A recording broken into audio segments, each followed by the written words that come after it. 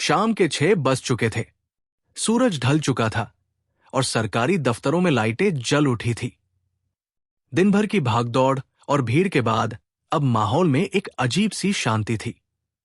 अंदर बड़े से हॉल में पंखा धीमी आवाज में घूम रहा था। कुछ सिपाही अपनी ड्यूटी खत्म होने का इंतजार कर रहे थे। एक कोने में पांडे जी, जो उम्र में बड़े थे, कुर्सी पर पैर फैलाकर अखबार पढ़ रहे थे। वही शर्मा, एक जवान सिपाही, मोबाइल पर वीडियो देखकर हल्के से मुस्कुरा रहा था। पूरे कमरे में सुस्ती छाई हुई थी। तभी भारी लकड़ी के दरवाजे पर हल्की सी आहट हुई। दरवाजा थोड़ा खुला और एक दुबली-पतली लड़की झांकते हुए अंदर आई। उसकी उम्र मुश्किल से 18-19 साल रही होगी। चेहरा थका और डरा हुआ था। आंखों में घबराहट साफ झलक रही थी। शरीर पर धूल, कपड़े फटे हुए, बाल बिखरे और पैर नंगे, जैसे कई दिनों से उसने ठीक से ना सोया हो, ना कुछ खाया हो। वो कांपती हुई आवाज में बोली, साहब, मेरी मदद कीजिए। मोबाइल में व्यस्त शर्मा ने नजर उठाई, फिर पांडे जी को देखकर मुस्कुराया। पांडे जी ने अखबार नीचे रखा, चश्मे के ऊपर से लड़की को घूरते हुए बोले, क्या है? यहां कोई मेला लगा है? ये एसपी ऑफिस है, धर्मशाला नहीं। बाहर जाओ। उनकी कड़क आवाज सुनकर लड़की सिहर गई, पर दरवाजे से हिली नहीं। उसकी आंखों में आंसू भर आए, लेकिन उसने हिम्मत जुटाई और बोली, मैं भीख नहीं मांग रही साहब, मेरी छोटी बहन गायब हो गई है, प्लीज उसे ढूंढ दो। उसकी ये बात सुनकर कमरे की चुप्पी टूट गई। कोने में बैठा मुंशी हंस पड़ा। शर्मा ने ताना मारा, वाह, अब बहन भी गुम हो गई। हर रोज कोई ना कोई यहां रोने चला आता है। पांडे जी ने उसे डांटते हुए कहा, यह काम हमारा नहीं, थाने का है। यहां बड़े साहब बैठते हैं, चल हट। लड़की के गालों पर आंसू लुढ़क गए। उसने अपने झोले से एक पुरानी, फीकी सी फोटो निकाली। उसमें एक मुस्कुराती 10 साल की बच्ची थी। लड़की बोली, यही है मेरी बहन गुड़िया, कल रात बस्ती से गायब हो गई। सब जगह ढूंढा, कहीं नहीं मिली। उसकी आवाज में इतनी बेबसी थी कि पल भर को माहौल भारी हो गया। लेकिन पांडे जी का दिल नहीं पिघला। उन्होंने ठंडी आवाज में कहा, बस्ती की लड़कियां तो खुद ही भाग जाती है, किसी लड़के के साथ गई होगी, 2-4 दिन में लौट आएगी। हमारा काम मत बढ़ाओ। लड़की ने रोते हुए कहा, साहब, मैं थाने गई थी, वहां के पुलिस अंकल ने मुझे भिखारी बोलकर भगा दिया। बोले, ड्रामा कहीं और जाकर करो। ये सुनकर पांडे जी और शर्मा एक दूसरे को देखकर मुस्कुरा दिए, जैसे ये कोई आम बात हो। लड़की पूरी तरह टूट चुकी थी। उसे समझ नहीं आ रहा था कि अब कहां जाए, किससे मदद मांगे। वो वही जमीन पर बैठने ही वाली थी कि तभी अंदर से एक कड़क आवाज आई, क्या हो रहा है बाहर? इतना शोर क्यों है? ये आवाज थी एसपी विवेक राठौर की, जिनका नाम पूरे जिले में सख्ती और ईमानदारी के लिए मशहूर था। एसपी विवेक राठौर का नाम पूरे जिले में मशहूर था। उनकी ईमानदारी, सख्त अनुशासन और काम करने का तरीका सबको प्रभावित करता था। अपराधियों के लिए वो डर का नाम थे, लेकिन गरीब और आम लोगों के लिए किसी मसीहा से कम नहीं। उनकी आवाज सुनते ही पूरा हॉल खामोश हो गया। पांडे जी घबरा गए, अखबार समेटने लगे, जबकि शर्मा ने तुरंत मोबाइल जेब में डाल लिया। सब एकदम सीधा खड़े हो गए। पांडे जी बोले, कुछ नहीं सर, बस एक लड़की आई है, कह रही है उसकी बहन गायब हो गई है। अंदर से फाइल पलटने की आवाज आई, फिर विवेक की गहरी आवाज गूंजी, किसी का गायब होना मामूली बात नहीं होती पांडे, और फरियाद और भीख में फर्क समझो। उसे अंदर भेजो। पांडे जी का चेहरा उतर गया। उन्होंने उस सहमी हुई लड़की की ओर देखा और कहा, जाओ, साहब बुला रहे हैं। लड़की, जिसका नाम मीरा था, डरते हुए धीरे धीरे केबिन की ओर बढ़ी। उसका दिल तेजी से धड़क रहा था।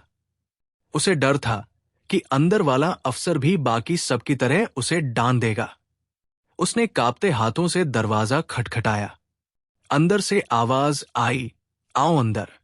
मीरा धीरे से अंदर दाखिल हुई। केबिन बड़ा और साफ सुथरा था। बीच में बड़ी सी मेज थी, जिसके पीछे एसपी विवेक राठौर अपनी कुर्सी पर बैठे थे। उनकी वर्दी पर सितारे चमक रहे थे। चेहरा रौबदार था, लेकिन आंखों में शांति और अपनापन झलक रहा था। विवेक ने एक नजर में मीरा की हालत समझ ली। थका हुआ चेहरा, आंसुओं से भरी आंखें और टूटी हुई आवाज। वो उठे, पास रखी बोतल से एक गिलास पानी भरा और उसकी तरफ बढ़ाया। बैठो बिटिया, पहले पानी पियो। डरो मत, बताओ क्या हुआ। किसी बड़े अफसर की इतनी नरमी देखकर मीरा हैरान रह गई। उसने कांपते हुए हाथों से पानी लिया और एक ही सांस में पी गई। थोड़ी हिम्मत जुटाकर उसने अपनी बात शुरू की। साहब, मेरा नाम मीरा है। मेरी छोटी बहन गुड़िया कल शाम हमारी बस्ती से गायब हो गई। हम सब पास के हैंडपंप पर पानी भरने गए थे। बच्चे वही खेल रहे थे। जब हम लौटे तो गुड़िया नहीं मिली। पूरी रात ढूंढा, हर गली, हर घर, मैदान, लेकिन वो कहीं नहीं मिली। सुबह थाने गई तो वहां के पुलिस अंकल ने मुझे भगा दिया। बोले, ड्रामा कहीं और जाकर करना। ये कहते हुए मीरा की आंखों से आंसू बहने लगे। उसने अपने झोले से वही पुरानी धुंधली सी फोटो निकाली और विवेक की मेज पर रख दी। विवेक ने तस्वीर उठाई। उसमें एक मासूम, हंसती हुई 10 साल की बच्ची थी। उन्होंने कुछ देर तक फोटो को ध्यान से देखा, जैसे कुछ सोच रहे हों। कमरे में सन्नाटा छा गया। कुछ पल बाद उन्होंने तस्वीर मेज पर रखी और मीरा से नरम आवाज में पूछा, तुमने कहा नाम क्या है तुम्हारा? जी, मीरा। मीरा, ये फोटो काफी पुरानी लग रही है। कहाँ खिंचवाई थी? मीरा की आंखों में फिर से आंसू छलक आए। ये सुनते ही कमरे का माहौल एकदम बदल गया। मीरा की आंखों में उदासी थी। उसने धीमी आवाज में कहा, साहब, ये फोटो बहुत पुरानी है। मेरे पिताजी ने मेले में खिंचवाई थी। उसके कुछ समय बाद वो हमें छोड़कर चले गए। अब बस मैं और मेरी छोटी बहन गुड़िया ही एक दूसरे का सहारा है। मैं पास की कोठी में सफाई का काम करती हूं और गुड़िया मेरी दुनिया है। कृपया उसे ढूंढ लीजिए, साहब। विवेक का गला भारी हो गया। उन्होंने नरम स्वर में पूछा, तुम्हारे पिता का नाम क्या था? मीरा? रघुवीर सिंह। ये नाम सुनते ही विवेक की उंगलियां फाइल पर थम गई, जैसे कोई पुराना घाव फिर से हरा हो गया हो। यही नाम उन्होंने अपने बचपन में आखिरी बार सुना था। वही नाम जिसके जाने के बाद उनका बचपन अनाथालय की दीवारों में कैद हो गया था। अचानक उनकी नजर मीरा की दाहिनी बाह पर गई। कपड़ा थोड़ा फटा हुआ था और वहां एक पुराना जलने का निशान दिख रहा था। विवेक ने खुद को संभालते हुए पूछा, ये निशान कैसे लगा? मीरा ने देखा और धीमे से बोली, बचपन में हमारी झोपड़ी में आग लग गई थी साहब। मैं उसी में जल गई थी। पिताजी ने मुझे बचाया, पर कुछ दिनों बाद वो कहीं चले गए। लोगों ने कहा कि वो हमें छोड़कर भाग गए। विवेक के भीतर पुरानी यादें तूफान की तरह उमड़ पड़ी। कानों में चीखें गूंजने लगी। आंखों के सामने आग की लपटें नाचने लगी। वही हादसा जिसने उनका पूरा परिवार छीन लिया था। उन्हें याद आया, उसी आग में उन्हें भी एक ऐसा ही निशान पीठ पर मिला था। किसी ने उन्हें जलती झोपड़ी से निकालकर अस्पताल पहुंचाया था और होश आने पर वो अनाथालय में थे। तब बताया गया था कि उनके परिवार में कोई नहीं बचा। उनकी आवाज कांप रही थी, मीरा, क्या तुम्हें अपने पिताजी की शक्ल याद है? मीरा ने सिर झुका लिया। थोड़ी बहुत याद है साहब। वो लंबे चौड़े, मजबूत कद के थे, लेकिन वो हमें छोड़ गए। विवेक अपनी कुर्सी से झटके से उठे। उनकी आंखों में आंसू थे। वो मीरा के पास आए और बोले, नहीं मीरा, उन्होंने तुम्हें नहीं छोड़ा था। उन्हें बुरी में जाना पड़ा और शायद वो तुम्हारे ही नहीं, मेरे भी पिता थे। मीरा ने हैरानी से उनकी तरफ देखा। क्या मतलब साहब, आप क्या कह रहे हैं? विवेक की आंखों से अब आंसू बहने लगे। मीरा, मैं भी रघुवीर सिंह का बेटा हूं, तुम्हारा बड़ा भाई विवेक। ऑफिस का शांत कमरा अचानक जैसे फट पड़ा। सन्नाटा इतना गहरा था कि घड़ी की टिक टिक भी सुनाई दे रही थी। मीरा के होंठ कांपने लगे। भैया, आप सच कह रहे हैं? मेरे भैया तो उस आग में। विवेक ने आगे बढ़कर उसका हाथ थाम लिया। नहीं मीरा, मैं जिंदा था। उस हादसे में बुरी तरह जल गया था। किसी ने मुझे अस्पताल पहुंचाया और फिर मैं अनाथालय चला गया। उन्होंने कहा कि मेरी छोटी बहन नहीं बची। मैंने तुम्हें मरा हुआ समझ लिया और तुमने मुझे, लेकिन भगवान ने आज हमें फिर मिला दिया। मीरा फफक कर रो पड़ी और विवेक ने उसे अपने गले से लगा लिया। इतने सालों बाद भाई बहन फिर एक दूसरे के आंसुओं में अपना घर पा चुके थे। विवेक ने अपनी जेब से बटुआ निकाला। अंदर से एक पुरानी फीकी सी तस्वीर निकली, जिसमें एक आदमी, एक छोटा लड़का और उसकी गोद में एक नन्ही सी बच्ची थी। मीरा ने जैसे ही वो तस्वीर देखी, उसके हाथ कांपने लगे। वो वही तस्वीर थी जो उसके पास मौजूद तस्वीर से बिल्कुल मिलती थी। मीरा अब खुद को रोक नहीं पाई। फूट फूट कर रोते हुए उसने कहा, भैया, और विवेक के गले लग गई। सालों का दर्द, तन्हाई और बेबसी सब उसके आंसुओं के साथ बह निकले। भाई बहन की ये मुलाकात किसी चमत्कार से कम नहीं थी।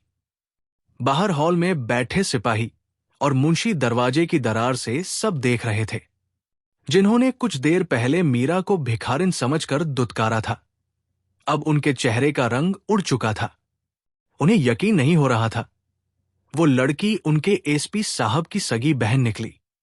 पांडे जी तो इतने घबरा गए कि कुर्सी पकड़कर बैठ गए। अब मामला सिर्फ एक लापता बच्ची का नहीं था। ये एक परिवार की अधूरी कहानी थी जो आज पूरी हो रही थी।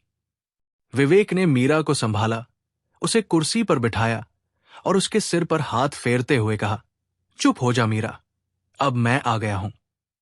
गुड़िया को कुछ नहीं होगा। चाहे वो जमीन के नीचे हो या आसमान में, मैं उसे ढूंढ निकालूंगा। विवेक के अंदर का अफसर अब जाग चुका था, लेकिन इस बार यह मिशन सिर्फ सरकारी नहीं, निजी था। उन्होंने इंटरकॉम उठाया और सख्त आवाज में कहा, पांडे, शर्मा, तुरंत मेरे केबिन में आओ। दोनों सिपाही भागते हुए अंदर आए। चेहरे पर डर साफ दिख रहा था। विवेक कुर्सी पर बैठ चुके थे। चेहरा अब फिर से इस्पात जैसा सख्त था। उन्होंने आदेश दिया, पूरे जिले में अलर्ट जारी करो। शहर से बाहर जाने वाले हर रास्ते पर नाकाबंदी लगाओ। हर थाने, हर चौकी में इस बच्ची की फोटो तुरंत भेजो। वायरलेस पर मैसेज फ्लैश करो। एक 10 साल की बच्ची, नाम गुड़िया, कल रात से बस्ती इलाके से लापता है। हर हाल में उसे ढूंढना है। अब से ये केस मेरी सीधी निगरानी में रहेगा। मुझे हर आधे घंटे में अपडेट चाहिए। दोनों सिपाही जय हिंद सर कहकर बाहर भागे और कुछ ही मिनटों में पूरा पुलिस सिस्टम हरकत में आ गया। जो ऑफिस कुछ देर पहले शांत था, अब वहां तूफान मच गया था। फोन की घंटियां बजने लगी, वायरलेस पर संदेश गूंजने लगे और पुलिस जीपें सड़कों पर दौड़ पड़ी। जिस थाने ने मीरा को सुबह भगा दिया था, वहां जब एसपी विवेक का सीधा फोन आया तो थानेदार के हाथ पैर कांप गए। विवेक ने सिर्फ इतना कहा, शर्मा जी, जिस लड़की को आपने भगा दिया था वो मेरी बहन है, और जो बच्ची गायब है वो भी मेरी बहन है। अगर कल सुबह तक वो सही सलामत नहीं मिली तो अपनी वर्दी उतारने के लिए तैयार रहना। थानेदार के माथे पर पसीना छलक आया।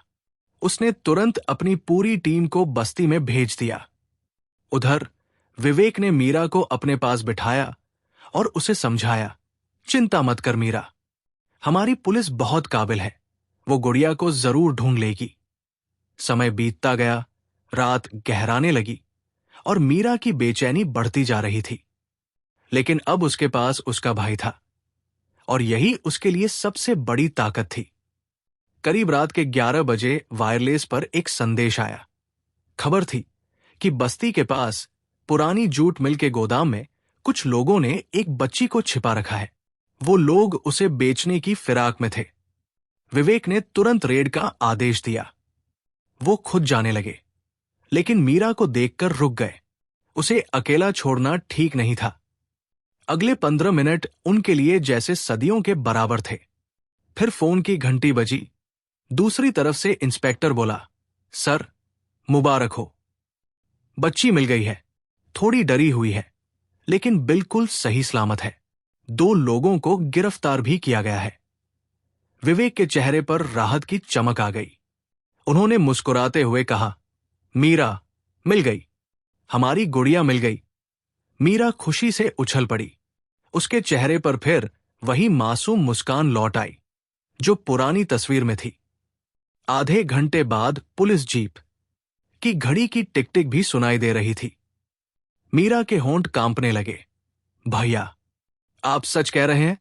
मेरे भैया तो उस आग में। विवेक ने आगे बढ़कर उसका हाथ थाम लिया। नहीं मीरा, मैं जिंदा था। उस हादसे में बुरी तरह जल गया था। किसी ने मुझे अस्पताल पहुंचाया और फिर मैं अनाथालय चला गया। उन्होंने कहा कि मेरी छोटी बहन नहीं बची। मैंने तुम्हें मरा हुआ समझ लिया और तुमने मुझे, लेकिन भगवान ने आज हमें फिर मिला दिया। मीरा फफक कर रो पड़ी और विवेक ने उसे अपने गले से लगा लिया। इतने सालों बाद भाई बहन फिर एक दूसरे के आंसुओं में अपना घर पा चुके थे। विवेक ने अपनी जेब से बटुआ निकाला।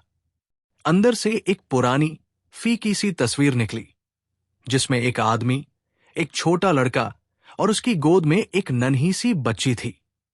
मीरा ने जैसे ही वो तस्वीर देखी, उसके हाथ कांपने लगे।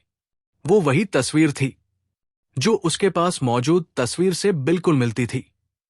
मीरा अब खुद को रोक नहीं पाई। फूट फूट कर रोते हुए उसने कहा, भैया, और विवेक के गले लग गई। सालों का दर्द, तन्हाई और बेबसी सब उसके आंसुओं के साथ बह निकले। भाई बहन की ये मुलाकात किसी चमत्कार से कम नहीं थी। बाहर हॉल में बैठे सिपाही और मुंशी दरवाजे की दरार से सब देख रहे थे, जिन्होंने कुछ देर पहले मीरा को भिखारिन समझकर दुत्कारा था। अब उनके चेहरे का रंग उड़ चुका था। उन्हें यकीन नहीं हो रहा था। वो लड़की उनके एसपी साहब की सगी बहन निकली। पांडे जी तो इतने घबरा गए कि कुर्सी पकड़कर बैठ गए। अब मामला सिर्फ एक लापता बच्ची का नहीं था। ये एक परिवार की अधूरी कहानी थी जो आज पूरी हो रही थी। विवेक ने मीरा को संभाला, उसे कुर्सी पर बिठाया और उसके सिर पर हाथ फेरते हुए कहा, चुप हो जा मीरा, अब मैं आ गया हूं। गुड़िया को कुछ नहीं होगा। चाहे वो जमीन के नीचे हो या आसमान में, मैं उसे ढूंढ निकालूंगा। विवेक के अंदर का अफसर अब जाग चुका था, लेकिन इस बार यह मिशन सिर्फ सरकारी नहीं, निजी था। उन्होंने इंटरकॉम उठाया और सख्त आवाज में कहा, पांडे, शर्मा, तुरंत मेरे केबिन में आओ। दोनों सिपाही भागते हुए अंदर आए। चेहरे पर डर साफ दिख रहा था। विवेक कुर्सी पर बैठ चुके थे। चेहरा अब फिर से इस्पात जैसा सख्त था। उन्होंने आदेश दिया, पूरे जिले में अलर्ट जारी करो। शहर से बाहर जाने वाले हर रास्ते पर नाकाबंदी लगाओ। हर थाने, हर चौकी में इस बच्ची की फोटो तुरंत भेजो। वायरलेस पर मैसेज फ्लैश करो। एक 10 साल की बच्ची, नाम गुड़िया, कल रात से बस्ती इलाके से लापता है। हर हाल में उसे ढूंढना है। अब से ये केस मेरी सीधी निगरानी में रहेगा। मुझे हर आधे घंटे में अपडेट चाहिए। दोनों सिपाही जय हिंद सर कहकर बाहर भागे और कुछ ही मिनटों में पूरा पुलिस सिस्टम हरकत में आ गया। जो ऑफिस कुछ देर पहले शांत था, अब वहां तूफान मच गया था। फोन की घंटियां बजने लगी, वायरलेस पर संदेश गूंजने लगे और पुलिस जीपें सड़कों पर दौड़ पड़ी। जिस थाने ने मीरा को सुबह भगा दिया था, वहां जब एसपी विवेक का सीधा फोन आया तो थानेदार के हाथ पैर कांप गए। विवेक ने सिर्फ इतना कहा, शर्मा जी, जिस लड़की को आपने भगा दिया था वो मेरी बहन है, और जो बच्ची गायब है वो भी मेरी बहन है। अगर कल सुबह तक वो सही सलामत नहीं मिली तो अपनी वर्दी उतारने के लिए तैयार रहना। थानेदार के माथे पर पसीना छलक आया। उसने तुरंत अपनी पूरी टीम को बस्ती में भेज दिया।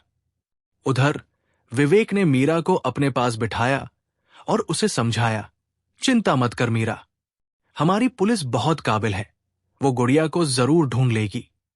समय बीतता गया, रात गहराने लगी और मीरा की बेचैनी बढ़ती जा रही थी। लेकिन अब उसके पास उसका भाई था और यही उसके लिए सबसे बड़ी ताकत थी।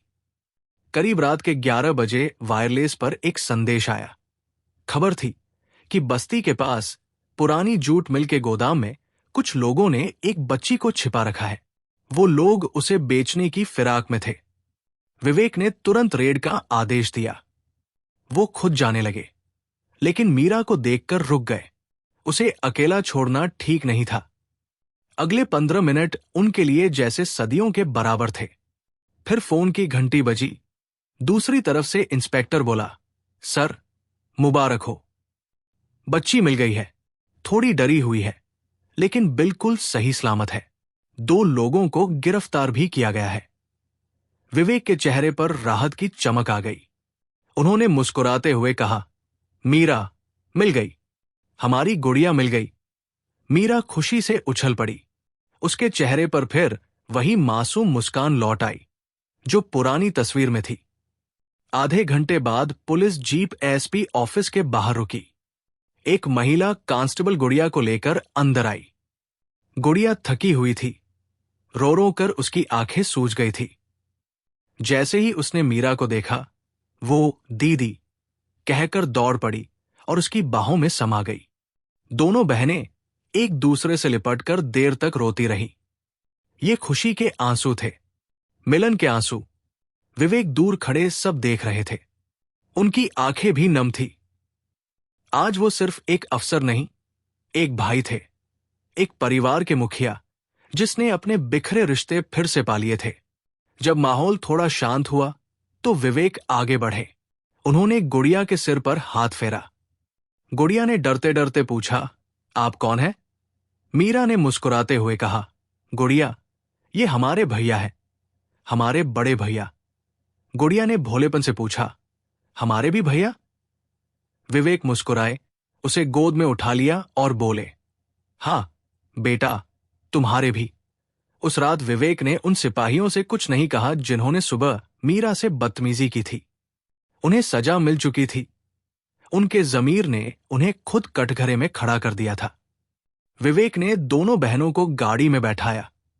मीरा और गुड़िया हैरान थी। कल तक जो फुटपाथ पर सोती थी, आज अपने सगे भाई की गाड़ी में बैठकर उसके घर जा रही थी। जब गाड़ी एसपी बंगले के गेट पर पहुंची तो बाहर विवेक की पत्नी सोनिया खड़ी थी। वो चिंतित होकर इंतजार कर रही थी। विवेक के साथ 2 अनजान लड़कियों को देखकर वो चौंकी। विवेक ने मुस्कुराते हुए कहा, सोनिया, मिलो, ये मीरा और गुड़िया है, मेरी बहनें। सोनिया हैरान रह गई, आपकी बहनें? लेकिन आपने तो कहा था आपका कोई नहीं है।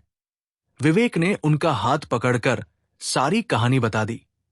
कैसे हादसे ने उन्हें अलग कर दिया और आज किस्मत ने फिर मिला दिया। सोनिया की आंखों में आंसू आ गए। वो बहुत ही नरमदिल इंसान थी। उन्होंने दोनों बहनों को गले लगाते हुए कहा, आज से ये घर सिर्फ हमारा नहीं, तुम्हारा भी है। मुझे हमेशा से एक ननद की कमी महसूस होती थी। भगवान ने आज मेरी दुआ सुन ली।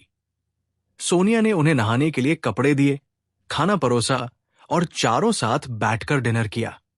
सालों बाद उस घर में एक पूरा परिवार साथ बैठकर खाना खा रहा था। मीरा और गुड़िया को यकीन ही नहीं हो रहा था कि उनकी किस्मत ऐसे भी बदल सकती है। खाना खाते हुए गुड़िया ने पूछा, भैया, क्या अब हम यही रहेंगे? हमें वापस उस बस्ती में तो नहीं जाना पड़ेगा? विवेक ने उसके गाल पर हाथ फेरते हुए कहा, कभी नहीं। अब तुम दोनों हमेशा अपने भाई के साथ रहोगी। तुम स्कूल जाओगी, पढ़ोगी और एक दिन बड़ी अफसर बनोगी।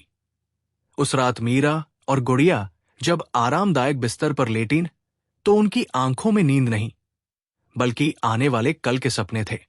विवेक और सोनिया बालकनी में खड़े उन दोनों को देखते हुए उनके भविष्य की बातें कर रहे थे।